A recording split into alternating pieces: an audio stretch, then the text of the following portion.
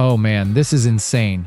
You will not believe what NASCAR just found, and by the end of this video, you're going to see this entire crash completely differently. A car gets turned violently into the wall mid-race. No warning, no yellow flag yet, just impact. A legendary team owner's voice cracks over the radio. A driver goes dead silent. The garage suddenly boils with tension. This wasn't just a wreck, it was payback. And the data NASCAR pulled afterward tells a story neither driver wants told. One driver says it was an accident. The other driver's own team owner is calling it a hit job. And now, new footage is about to make this so much worse. It happened at Chicagoland Speedway during the Euro 400 on lap 47, a lap that became the most talked about moment of the entire NASCAR season. Shane Van Gisbergen clipped Austin Hill's left rear, and in an instant, the number 33 Richard Childress Racing Chevrolet went sideways before slamming the outside wall at high speed, ending his day well before the checkered flag. Hill's team scrambled to check on him over the radio, met with a clipped, tense response before being told to stay quiet on air until the team could review the incident internally. Team owner Richard Childress did not stay quiet. Childress said, "Yep, it was just payback for California. That was on purpose." He followed with, "Somebody talked to NASCAR about that. That was blatant." Even the spotter on the RCR box took a jab live on the broadcast, showing this was not cold analysis coming from a distant executive. It was raw, personal fury inside the pit box, aimed directly at one driver, in real time, in front of a national television audience. But was Richard Childress right? Or was he about to be proven wrong once NASCAR reviewed everything frame by frame? To understand why one of NASCAR's most respected team owners was screaming on the radio, rewind 2 weeks. And speaking of milestones, our channel NASCAR Racing Central is closing in on 1,500 subscribers. If you want to see exactly how this rivalry escalates, hit subscribe, drop a like, and leave a comment below before we continue.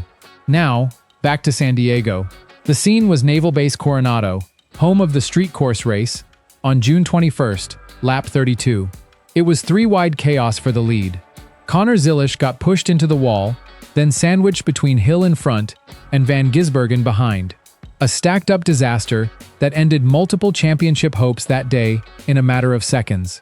Hill admitted fault in the moment, blaming locked rear brakes for the contact, but that admission did not stop the resentment from building inside the Van Gisbergen camp over the following 2 weeks.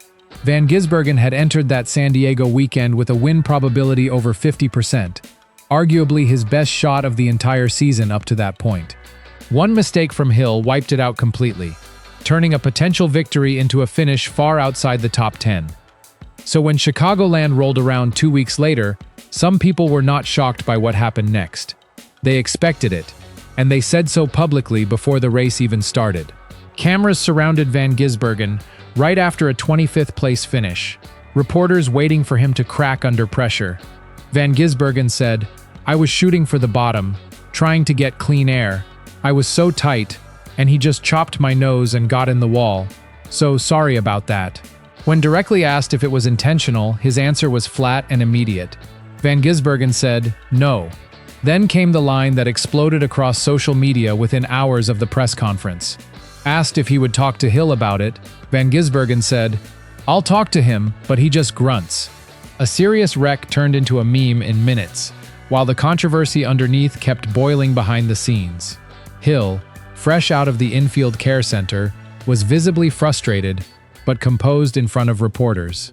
Hill said, "Sure, y'all seen the replay, so if I have to explain it, people probably need to get glasses."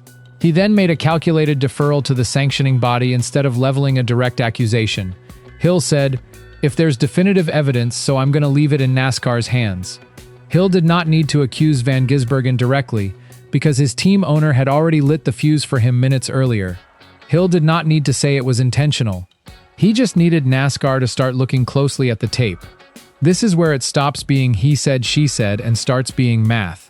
Former driver Jamie McMurray broke down Van Gisbergen's throttle trace data on broadcast, comparing lap after lap of consistent braking behavior against one sudden, unexplained outlier recorded on lap 47. McMurray said, "As you look at that, it's almost undeniable." McMurray also pointed to NASCAR's unwritten rule inside the garage, built up over decades of similar incidents. Deny it on the radio, and a driver is generally safe from further penalty review. Say something incriminating in the heat of the moment, on an open channel, and it is over for you. Van Gisbergen said nothing incriminating on his radio during or after the contact, which historically protects drivers from further review by the sanctioning body. The data said one thing, the rulebook said another. NASCAR was stuck in the middle of two conflicting realities, with no clean answer on either side. But here is what almost nobody was talking about that weekend, because 2 days later, new footage surfaced that changed everything about this story. During a caution period, Hill accelerated on the apron, went side by side with Van Gisbergen, and hit his left front, right after his own team warned him over the radio, "Big picture, Austin. Big picture, please." Van Gisbergen's radio reaction in that exact moment was direct and immediate. He said, "The fellow hit my left front." So now the question is no longer just whether SVG wrecked Hill on purpose at Chicagoland. It is whether NASCAR is about to penalize both drivers for separate incidents in the same race weekend. Denny Hamlin weighed in on his own podcast, completely unfiltered, days after the incident, addressing it directly with his co-hosts. Hamlin said, "When he thought that Ryan Preece committed murder on Ty Gibbs, I don't know. This was what's above murder." He followed that with a blunt, data-backed claim of his own, referencing the same throttle trace evidence already being discussed across the garage. Hamlin said the data would argue that SVG went into the corner with no intent to slow up. A reigning Cup Series champion calling this worse than a penalty NASCAR already issued earlier this season raised the stakes even further for everyone involved, including NASCAR's own competition officials. Two respected NASCAR insiders landed on completely opposite sides of the debate. Jeff Gluck said, "It appears to me that SVG wrecked Austin Hill intentionally and got retaliation for being taken out previously." Jordan Bianchi pushed back against that read, saying he was going to shove him hard in the corner and move him up the racetrack. The disagreement remains unresolved between two of the sport's most followed voices, leaving open exactly which side NASCAR officials will ultimately land on.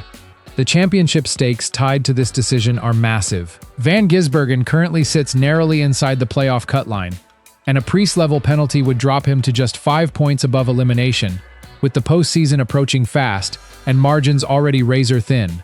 Only 7 races remain before the chase officially begins this year, leaving almost no room for a driver on the edge of the cut line to absorb a points hit of that size. This rivalry also stretches back even further, through separate incidents at Pocono and the 2024 O'Reilly Series clash at COTA, reinforcing that this is a slow-building feud rather than a single one-off incident between two frustrated drivers on one Sunday afternoon. This was not just a bad Sunday for either driver. This was the boiling point of tension that has been building for close to 2 years across multiple series and multiple tracks. NASCAR has not issued a ruling yet, and officials have given no public timeline for when a decision might come. The data is damning. Both drivers have given conflicting stories to media all week, and one more incident on track could change everything heading into the chase. Do you think SVG intentionally wrecked Hill, or was this just hard racing between two competitors fighting for position? Drop your answer in the comments below, and share this video with another NASCAR fan who needs to see exactly what happened at Chicagoland. If you enjoy real NASCAR breakdowns like this, you'll like what's coming next.